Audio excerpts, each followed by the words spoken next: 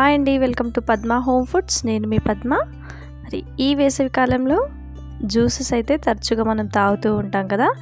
అదే జ్యూస్ని మనం ఇంట్లో చేసుకొని తాగితే ఆరోగ్యానికి ఆరోగ్యం, ఎన్నో ప్రయోజనాలను అయితే పొందొచ్చు. ఇక్కడ ద్రాక్ష రసాన్ని అంటే గ్రేప్ జ్యూస్ని ప్రిపేర్ చేస్తున్నానండి.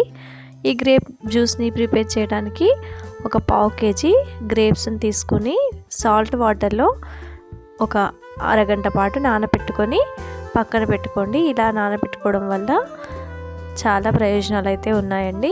ఇలా నానబెట్టుకొని వీటిని మళ్ళీ మంచి వాటర్లో వాష్ చేసుకొని తీసుకోవాలి. ఈ విధంగా నల్ల గ్రేప్స్ వల్ల మనకు చాలా ఆరోగ్య ప్రయోజనాలు అయితే ఉన్నాయండి.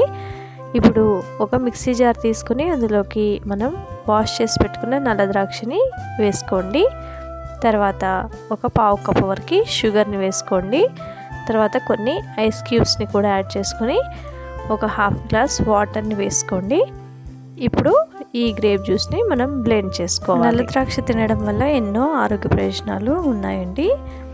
ముఖ్యంగా జీర్ణ ప్రక్రియ మెరుగుపడుతుంది, అలాగే గుండె ఆరోగ్యం బాగుంటుంది, రోగనిరోధక శక్తి పెరుగుతుంది, ఎముకల్లో పటుత్వము, జుట్టు పెరుగుదల ఇలాంటి ఎన్నో ఆరోగ్య ప్రయోజనాలు ఈ గ్రేప్స్లో ఉన్నాయి.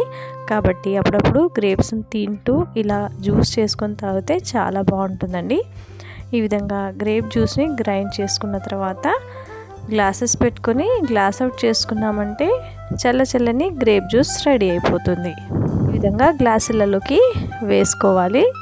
ఇలా వేసుకున్న గ్రేప్ జ్యూస్లో మనం ఐస్ క్యూబ్స్ని వేసుకొని చల్లగా సర్వ్ చేస్తే ఈ వేసవిలో చాలా సేద తీరుతుందండి. అలాగే ఈ గ్రేప్ జ్యూస్ తాగడం వల్ల రక్తహీనత నుంచి కూడా తప్పించుకోవచ్చు.